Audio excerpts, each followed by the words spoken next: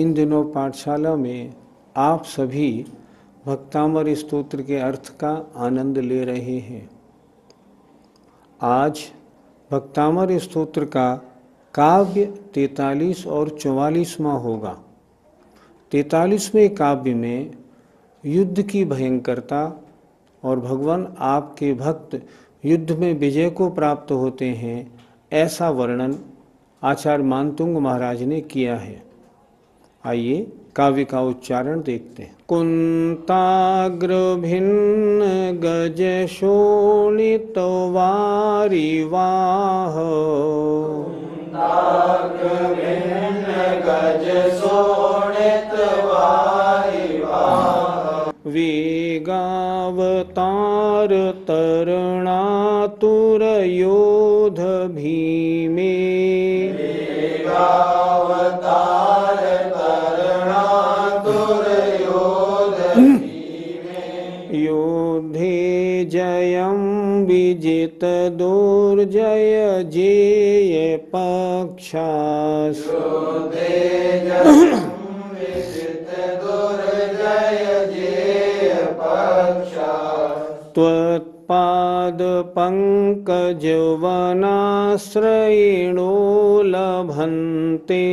त्वत्पाद पंकज वनाश्रयिणो लभन्ते, कुंताग्र भिन्न गज शोणित वारिवाह, वेगावतार तरणातुर योध भीमे, योधे जयं विजित दुर्जय जेय पक्षास, तत्पाद पंकज वनाश्रयिणो लभन्ते। इस काव्य नंबर 43 में आचार्य मानतुंग महाराज ने बताया है कि हे भगवान, युद्ध में विजय किसकी होती है? जो आपका भक्त होता है, आपकी शरण को प्राप्त होता है। आइए कड़े शब्दों का अर्थ देखते हैं। त्वत्पाद पंकज, तत् माने आपके, पाद माने चरण, पंकज माने कमल, आपके चरण रूपी कमलों के।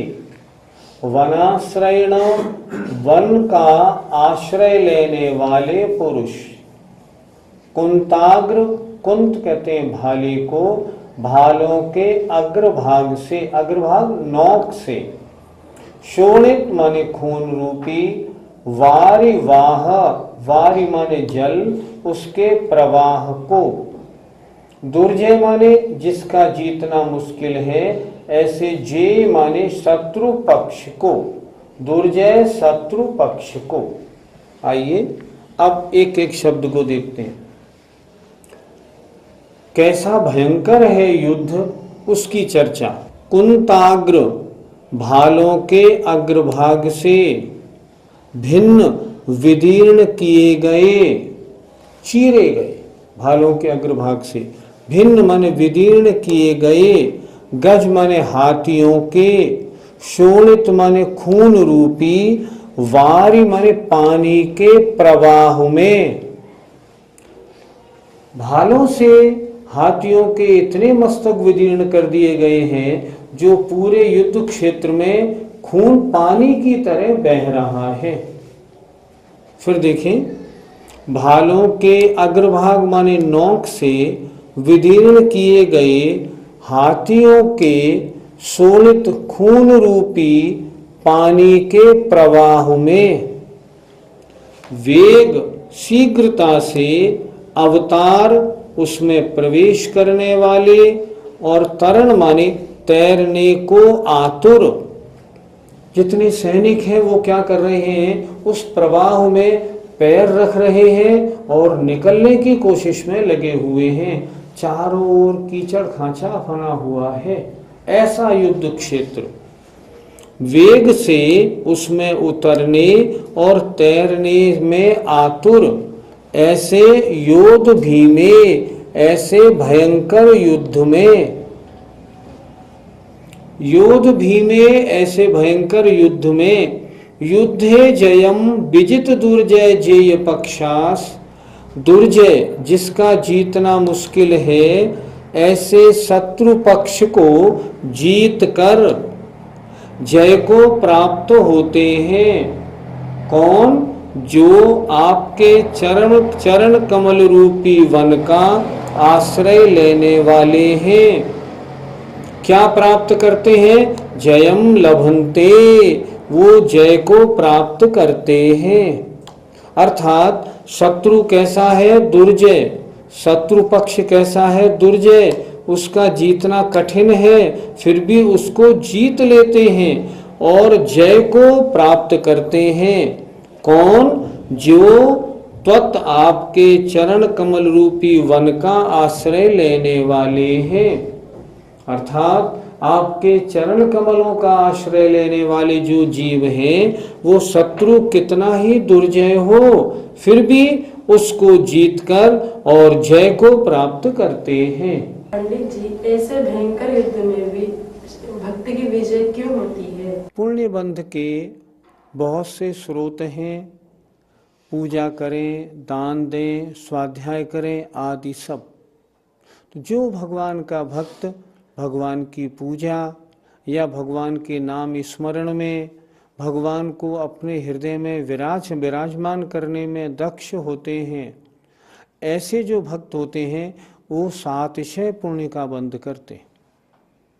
भगवान का नाम स्मरण के मुकाबले और कोई पुण्य बंध का कारण आचार्यों ने नहीं बताया। तो जो भगवान का नाम स्मरण करने वाले होते हैं वे पुण्यशाली होते हैं। और युद्ध में विजय किसकी होती है? जिसके पल्ले में पुण्य होता है। चाहे कैसा ही युद्ध क्यों ना हो, भयंकर से भयंकर, लेकिन जो पुण्यशाली होते हैं वो जीतते हैं, जो पापी हैं वो हारते हैं। ऐसा हमेशा देखा गया है। इसलिए इस ऐसे युद्ध में भी भगवान के भक्तों को विजय प्राप्त होती है। पंडित जी, भगवान के भक्त क्या बाहरी युद्ध में ही विजय प्राप्त करते हैं? भगवान के भक्त बाहरी युद्ध में भी और अंतरंग युद्ध दोनों में विजय प्राप्त करते हैं। बाहरी युद्ध से तात्पर्य है जितने संकट, जितनी मुसीबत, युद्ध आदि की जितनी भी परेशानियां आती हैं, उन सब में जीत को प्राप्त होते ही होते हैं, परंतु इसके साथ साथ अंतरंग परिणामों को जीतते हैं।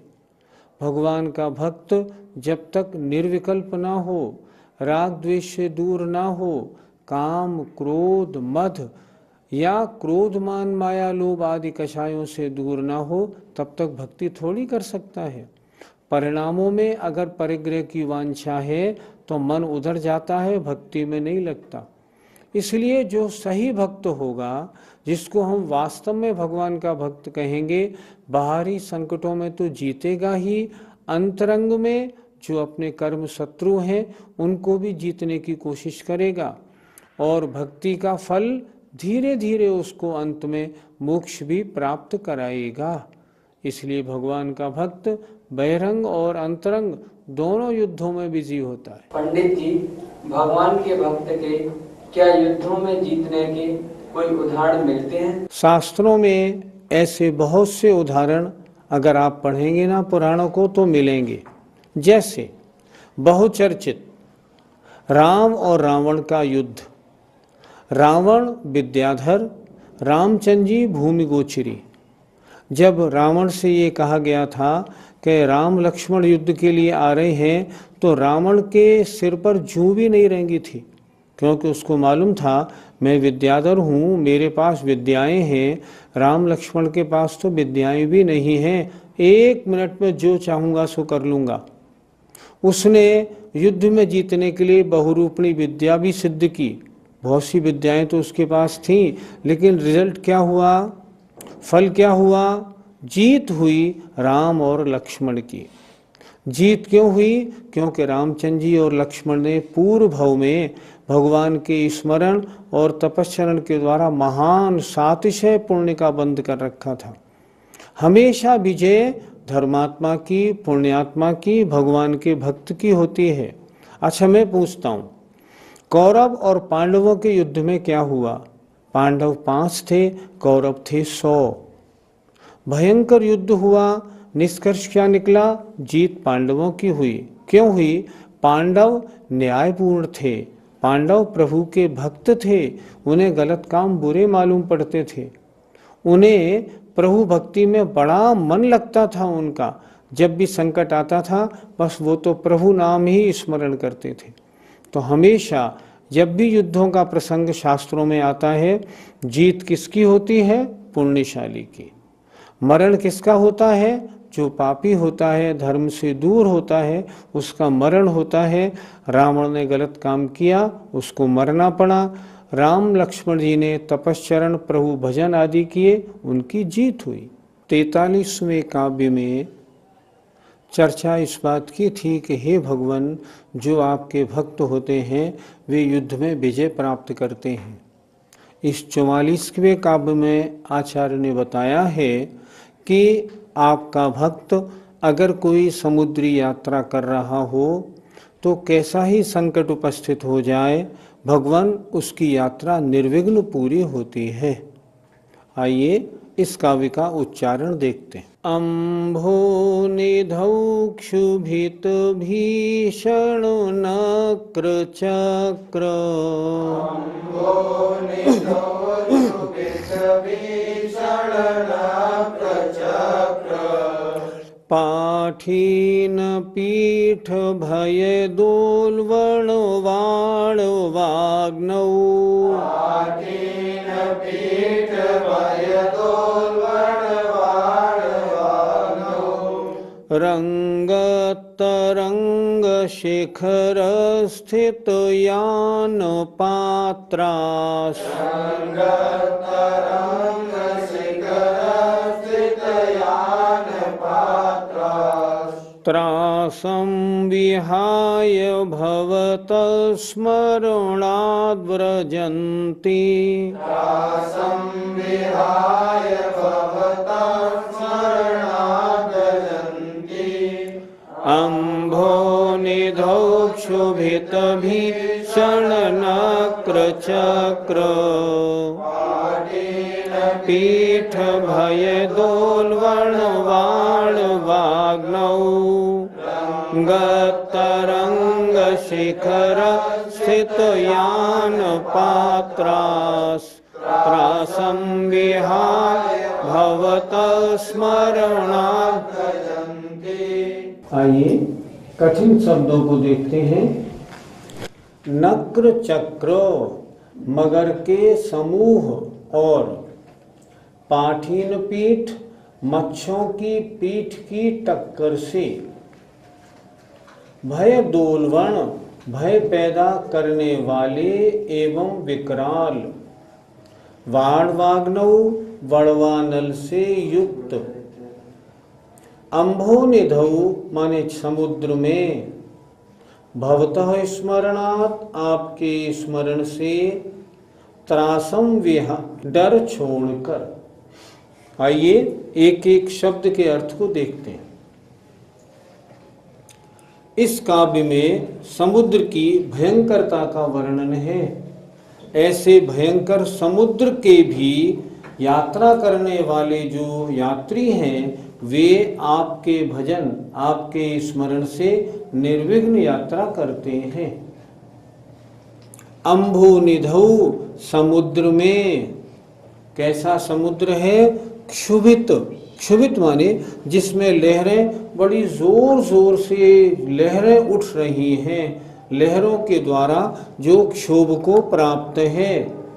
भीषण भयंकर, नक्र चक्र अर्थात मगरमच्छों के समूह से व्याप्त है, और पाठीन पीठ उन मगरमच्छों की पीठ की टक्करों के कारण जिसमें भय उत्पन्न हो रहा है। उनकी जो पीठ, उनकी जो लड़ाई, उनकी जो पीठ की टक्करें हो रही हैं, उनके कारण जहाँ भय उत्पन्न करने वाला है। वाण वाग्नौ जिसमें बड़वानल अग्नि बीच बीच में लगी हुई है। समुद्र की लहरें जब आपस में टकराती हैं तो उनमें अग्नि उत्पन्न हो जाती है, उसे कहते हैं बड़वानल। समुद्र कैसा है? जिसमें बड़वानल समुद्र की अग्नि लगी हुई है। ऐसे अम्भोनिधौ, भगवान ऐसा समुद्र, ऐसे भयंकर समुद्र में, समुद्र की भयंकरता का वर्णन है। फिर देखें कैसा समुद्र है? क्षुभित हवा के कारण, तूफान के कारण, जिसमें बड़ी ऊंची ऊंची लहरें उठ रही हैं, उसके कारण जो समुद्र क्षोभ को प्राप्त है, बड़ा भयंकर है और नक्र चक्र मगरमच्छों से भरा हुआ है।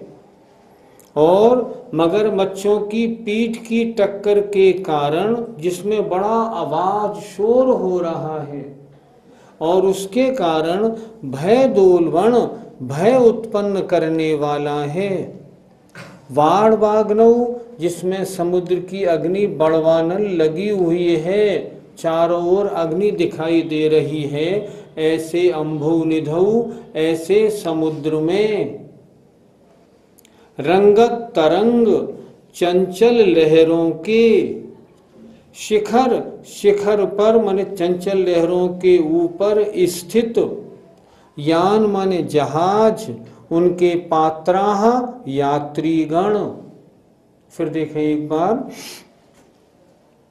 चंचल लहरों के शिखर पर स्थित जहाज के पात्र माने यात्रीगण,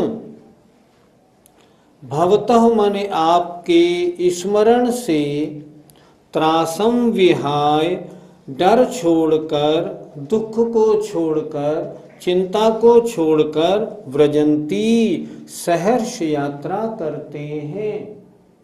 समुद्र में कितना ही तूफान हो, चारों ओर आग लग रही हो, मगरमच्छ बड़े बड़े दिख रहे हों, बड़े बड़े मगरमच्छ, उनकी युद्ध, उनकी लड़ाइयाँ चल रही हों, पीठ से पीठ टकरा रही हैं, देखने वालों को बड़ा डर लग रहा है। ऐसे बड़वानल वाले समुद्र में भी अगर आपके भक्त हैं तो आपके स्मरण से वे भक्त निडर होकर उस लहरों के ऊपर, लहरों के शिखर पर स्थित जहाज के यात्रीगण आपके स्मरण से त्रासम, डर को छोड़कर सहर्ष यात्रा करते हैं। उन्हें समुद्र से रंच मात्र डर नहीं लगता। पंडित जी, कभी हम समुद्री यात्रा कर रहे हो और उस समय यदि हमें भय लग रहा हो तो हमें क्या करना चाहिए? आप दो ही काम कर सकते हैं। या तो अपने मरण के डर से रोने लगे, हल्ला मचाने लगे, दुखी होने लगे। उससे क्या होगा? पाप कर्मों का बंध होगा। दूसरी बात, अगर समुद्र डूबेगा भी, मान लो जहाज डूबेगा भी समुद्र में, तो भी मौत बुरी होगी। अगर जहाज समुद्र में है, लहरों में फंस गया है मान लो, और उस समय भी अगर भगवान का स्मरण करेंगे तो क्या होगा?